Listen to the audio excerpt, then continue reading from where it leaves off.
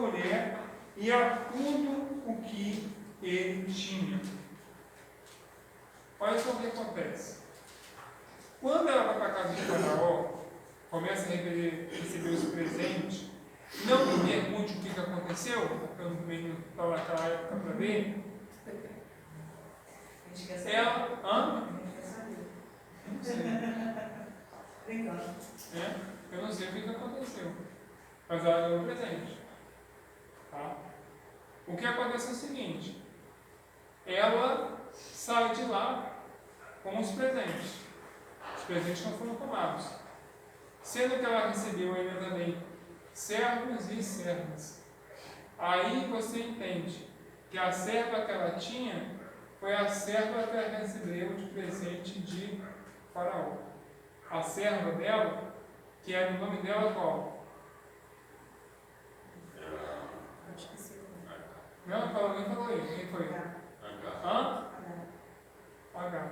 H foi a serva que deu filho ao primogênito de Abrão, né? Que o nome dele era Ismael. Ismael dá início a que povo? Um pouco diferente do Isaac, que era do outro. Ao povo palestino. Palestino. Então Ismael dá início ao povo palestino. Tá? Preste atenção nisso. Olha só o problema que foi causado por uma atitude errada. Tá? Então, Abraão se deita com Agar, né, indicado pela sua mulher, e falou assim: olha, já que eu não posso ter filho, deita com a escrava, deita com a serva, e tem um filho com ela, e vai ser como se fosse nosso filho. O que acontece é o seguinte, né, a escrava dá à luz a criança, chamada Ismael, só que no momento que acontece isso tudo, diz que a convivência deles ficou impraticável. E aí, Abraão é obrigado a colocar para fora de casa, no caso, a escrava e o filho. Tá? A pergunta que foi feita, que no caso você pode fazer para mim também, é: Deus, ele estabelece uma aliança com Abraão. Qual é a aliança que ele estabelece com Abraão? A questão da circuncisão. A circuncisão, para que você entenda, é no caso, o homem com uma faca, um estilete, alguma coisa, tirar a pele que cobre a glande. Então Deus dá essa direção para Abraão como se fosse uma aliança, como se fosse um pacto. Hã? É um sinal. O que acontece? Abraão vai lá e faz isso com toda a sua comitiva. E o filho também de Abraão com a escrava, ele é circuncisado ao 8º dia. Só que os que já eram velhos não tiveram a oportunidade de participar no 8º dia, mas participaram mesmo já velhos. Ou seja, a sangue frio, com dor, com sangue, com tudo aquilo que, no caso, Deus pediu para ele, e ele está fazendo como Deus mandou. Só que Ismael não é o filho da promessa, porque Deus tinha feito uma promessa para ele, que ele seria pai de nações, nome dele, e ela seria mãe de nações.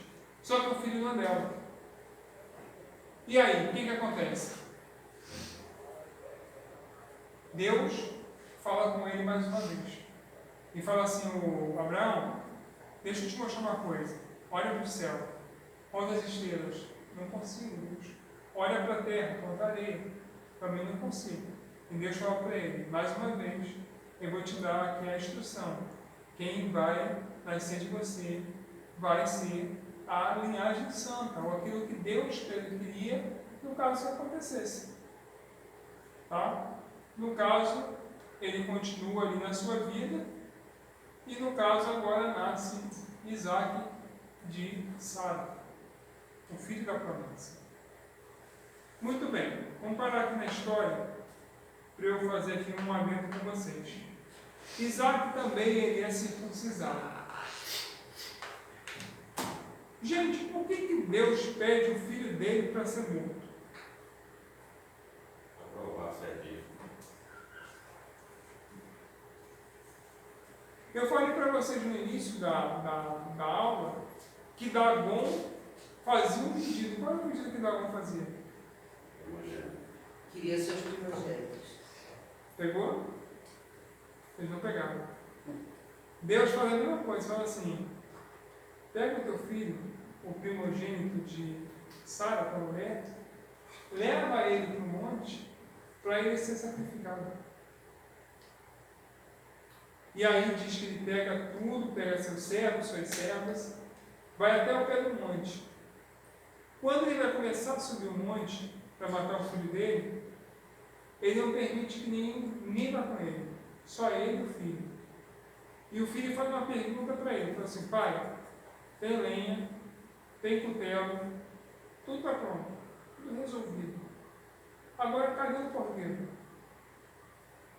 Para a gente, no caso, usar como sacrifício a Deus. E o pai dele falou que para ele? Deus proverá para si o cordeiro. Quando ele chega lá em cima, imagine comigo, você é uma pessoa inteligente. Quem tem mais força? Um velho de 100 anos de idade ou um rapaz de aproximadamente 15, 16 anos de idade? Com certeza é verdade. Então eu entendo que quando o pai amarra ele para ser morto, o filho poderia falar assim: pai, não vou ser morto, não quero morrer. Mas eu imagino que numa questão de obediência, não sei como isso aconteceu, porque eu não estava lá para ver, ele permite-se ser amarrado para ser morto. E diz que o filho está amarrado, Abraão pega o machado para matar o filho, para degolar o filho, assim que quando ele vai descer o machado, aparece o que para ele? Uma ovelha. Hã? Uma ovelha. Não, aparece um anjo. Aparece um anjo, Né? Aparece um anjo. E o anjo falou o que para ele? Não passa mal pelo filho. Isso. Uma ovelha. Por quê? Porque Deus queria ver o que dele? A fidelidade. Fidelidade é a fé. Isso. Acreditar naquilo que Deus falou. Né? Eu acredito que Deus está dando uma lição para ele naquela época, falando assim: olha, eu sou Deus, mas eu não sou dragão. Aquilo que eu te dei, eu não tomo de volta. E aqui vai uma palavra para você: aquilo que Deus te dá, Ele não pede de volta. Deus nunca pede algo de volta. Por isso que a gente vê assim: ah, pastor fulano de tal era um profeta de Deus, era um camarada que fazia e acontecia. Ele, no caso, se afastou, voltou e continuou sendo usado como ele era usado. Sim, eu acredito nisso, porque Deus não toma aquilo que ele deu. Deus nunca tira aquilo que ele deu. Deus sim pode fazer como ele fez na minha vida. Eu, na época que eu morava fora, eu era muito usado na revelação, na profecia, nesses dons, né, que fazem o nosso sucesso hoje. Mas eu pedi para Deus para que Deus pudesse mudar, né, a forma como Ele me usava. E eu pedi: Deus, me usa na palavra, me usa de outra forma, porque eu acredito que hoje o que chama a atenção do povo é aquilo que nós chamamos de aquilo que é místico, aquilo que é diferente. Foi o que eu estava até debatendo outro dia lá na escola, né, e eu estava conversando com o professor. Porque a Assembleia de Deus, ela tem uma visão que só é batizado com o Espírito Santo quem fala em línguas. Eu discordo, porque a Bíblia não me fala isso. Eu discordo de que a pessoa que fala em línguas é o único dom que caracteriza ele ser batizado com o Espírito Santo. Eu discordo por quê? Porque Deus tem vários dons. Tem o dom de visão, tem o dom de sonhos, Deus pode falar de várias formas com a gente. Não necessariamente só com o dom de falar em línguas. Até porque diz que o dom de falar em línguas edifica a sua própria vida, a não ser que haja alguém que interprete a língua. Agora, diz que o que adianta eu falar em língua se não tem um intérprete? Eu não vou entender nada. E o dom de visão? A pessoa que tem o dom de visão, ela vai batizada com o Espírito Santo ou foi com o Glorinho? Nem sempre, né? Não, a pessoa que tem o dom de visão, de revelação, ela foi batizada com o Espírito Santo. Só que o dom que Deus quer usar ela é um dom que não é um dom de línguas. E aí? Eu acredito dessa forma, tá, gente? Eu acredito dessa forma. A pessoa não necessariamente precisa falar em línguas para ser batizada com o Espírito Santo. Até porque, se fosse esse caso, Duda, preste atenção nisso. Em que momento Jesus falou em línguas? Me mostra a Bíblia. Se Jesus em algum momento falou em línguas, aí sim, aí eu digo, realmente para ser batizado com o Espírito Santo, a pessoa tem que falar em línguas. Quando ele estava na cruz, ele falou. Não. Ele não falou em línguas em nenhum momento. Você pode procurar de capa a capa na Bíblia, você não vai achar Jesus falando em línguas. Então, por isso que a minha mente entende dessa forma. Alguém entende de uma forma diferente, fica tranquilo para falar. Não tem problema. Alguém entende de uma forma diferente? Como vocês concordam Eu comigo? concordo. Ó, Olha, eu tenho que ir para comprar mais, para poder Concordo saber se eu com concordo ou isso não. aí. Porque eu acho que a pessoa que que você é acha, batizada Duda? com o Espírito Santo, ela, estando batizada com o Espírito Santo, ela tem esses O que outros você acha? dons. Ah, pastor, para mim é o que o senhor está falando, porque realmente lá não diz, né, que Jesus falou em línguas, e muita gente fica muito focada nisso, que tem que falar em língua, tem que falar em língua, e nem sempre, né? Eu acho que não. então, Jesus tinha o dom de fazer o quê? Operar maravilhas, dom de curar, o Eu dom acho de que- descrever a vida. Hã? Eu acho que se criou meio que um misticismo na igreja que quem é batizado do Espírito Santo é quem fala em línguas. Exatamente. E, na verdade, É o o que eu Espírito falei, Santo é um na místico. vida da pessoa não é uma manifestação momentânea da coisa, é mudança de vida, é diário, na verdade, o fruto é diário, não é. A pessoa falou em línguas ali, enrolou a língua 2, 3 minutos, é porque o Espírito Santo está com ela. Exatamente. E muitas vezes, né, a Bíblia diz, eu não vou falar nem da questão do diabo, vou falar também da questão da carne, né? Muitas vezes pode ser espírito, mas muitas vezes também pode ser a carne. Né? Inclusive, uma vez na igreja que a gente ia antes, ninguém aqui lá na igreja de baixo, o cara sempre falava, e era demônio. Aí teve um culto lá que uma pessoa chegou, sempre falava. Engraçado, até me sentia mal quando o cara falava. E aí teve um dia que expulsaram. Então, até aí foi, gente. Até a parte do... E pastor, mas também que não é errado, né? A pessoa falar em línguas. Não, não estou falando que é errado não, também, pelo amor de Deus. Eu não estou falando que é errado não, tá? Entendi. Se Deus te usar, deixa Deus usar, fica tranquilo, entendeu? Em relação a isso. Uma forma perfeita de adoração, né? Exatamente. Você edificar a sua vida. É porque eu conheço muita gente muito usada por Deus, mas nunca falei. Não, não tem problema. A Bíblia também define, né, o que é o fruto do Espírito, não fala especificamente. Acho que a Bíblia é bem clara em relação a isso. Tem um dom. Mas O dom assim, até de discernir. a Bíblia é clara, mas o Que é o povo... melhor, né? Discernimento. O povo hoje não busca o dom mais importante, na minha opinião. Para mim, o dom mais importante que existe na face da terra se chama discernimento de espírito. Também acho. É você saber quem é que está usando a pessoa. Se é Deus, se é o diabo, se é a carne. Isso aí. Esse, para mim, é o dom mais importante. É o dom que destrói uma igreja quando o pastor não tem visão. Eu já vi coisas terríveis acontecendo em ministério por o pastor não ter um discernimento de espírito em relação a algumas coisas que eram faladas. Né? Não é de uma casa, você vê. Né? Eu não vou citar nomes aqui porque não é questão de citar nome. mas a igreja, uma das igrejas mais pentecostais de Petrópolis, né? Conhecida e tal, onde o cara pulava, sapateava, rolava no chão, entregava a profecia, falava em língua quase que o culto inteiro, fechou essa semana. Fechou, aliás, mês passado. Uma igreja que não era uma igreja pequena, uma igreja grande, de Petrópolis. Então, assim, a gente vê que muitas vezes esses dons não estão levando a pessoa a lugar nenhum. Eu já tive uma experiência desagradabilíssima em relação a dons.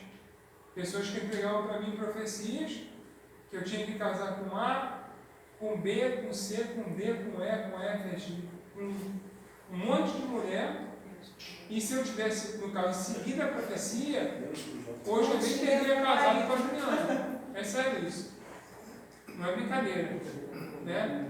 Porque, imagina, eu acredito, na minha opinião, tá, gente? Deus prepara uma pessoa para você? Prepara. Tá? Deus me livre de falar o contrário. Mas eu acredito o seguinte: Deus também tem que testificar no seu coração. Verdade básica. Se Deus fala com o profeta, fala com você também. Deus muitas vezes fala com o profeta para confirmar algo que já está no teu coração. Agora, casa com fulano, não vai nessa não, se furado. Fulano é bênção, mais ou menos. Pode ser bênção na profecia da mulher, mas às vezes não vai ser bênção na tua vida. Então tem que vigiar muito nessa área aí de Discernir. Discernir se é bom ou se não é. Agora, gente, antes de eu passar para a história do sobrinho de Abraão, nós vimos também que na vida de Abraão tiveram algumas testificações daquilo que Deus espera de nós. Alguém lê para mim, por favor, Gênesis capítulo 14, versículo 18.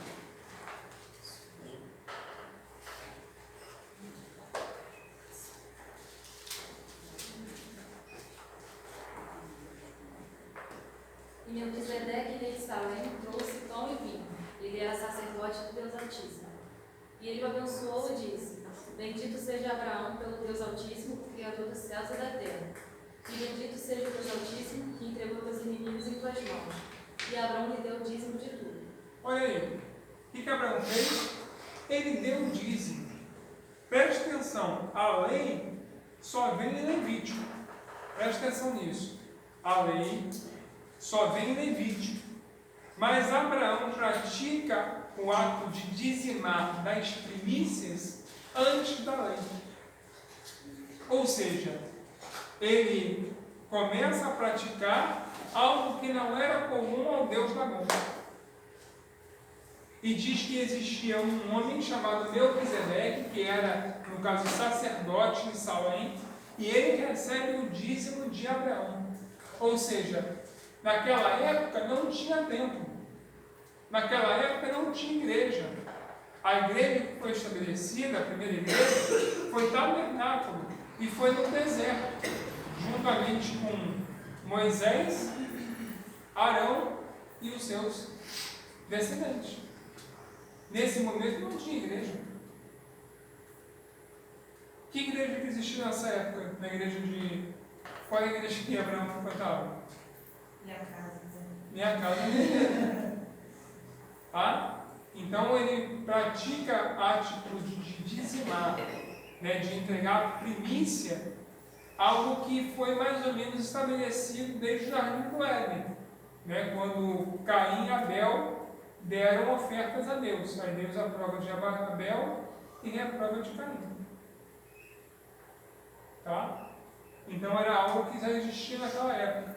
Tá? Melquisedeque é, no caso, um sacerdote daquela época que recebia, né, a parte das primícias. Melquisedeque representa quem?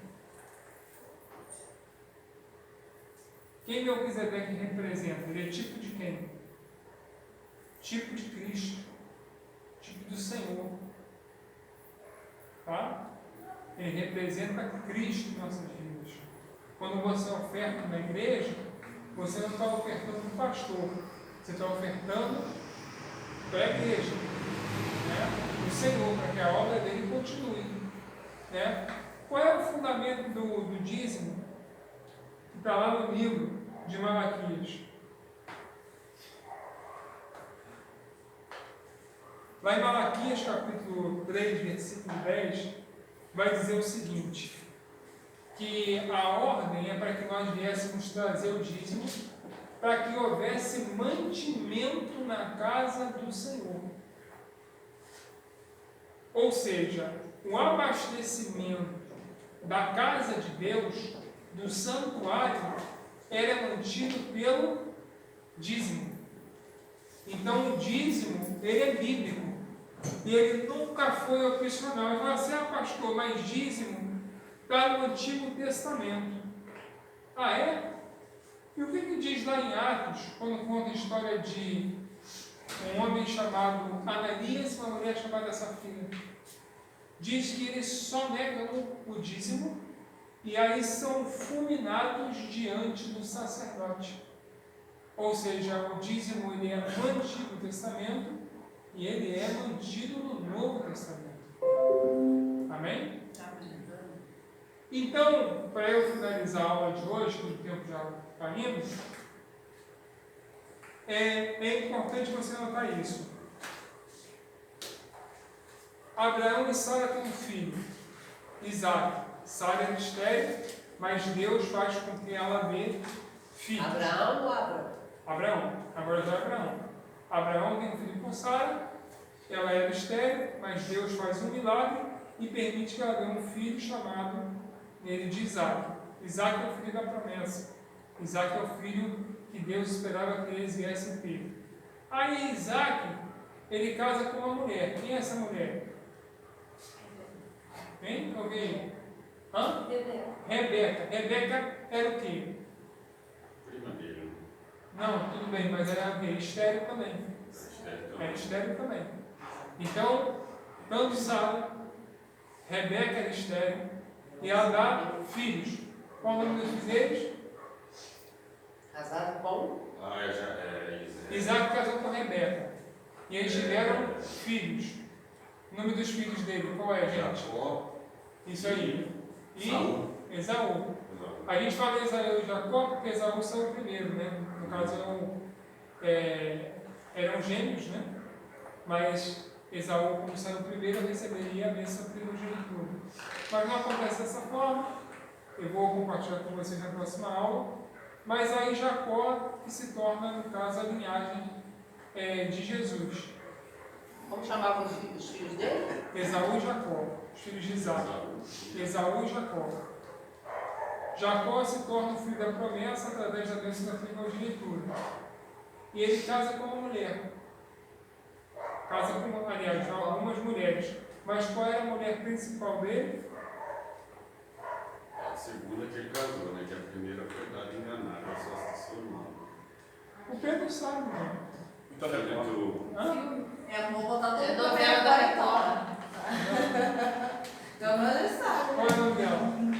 A primeira foi... Raquel Isso, e Lia. isso. Então, a primeira ele casou com Lia, enganado. Primeiro casou com Lia. E depois casou com Raquel. Né? E Raquel é justamente que dá, no caso, o início, né, às tribos de Israel. Né, as tribos de Jacó, no caso, porque... Mas aí já está lá na frente. eu vou na aula veremos isso, tá? Mas é só para provar para vocês o seguinte: Sara era estéril, Rebeca era estéril e Raquel era estéril. Então, dessas três mulheres principais, mulheres dos patriarcas, Abraão, Isaac e Jacó, é que nasce toda a descendência do povo hebreu. Então, de três ventos marcados pela esterilidade, Deus faz a promessa dele a esse povo. Na aula que vem, eu vou pegar a parte de Isaac para frente, para nós esmiuçarmos a história toda direitinho, para não ficar nenhuma dúvida. Até agora,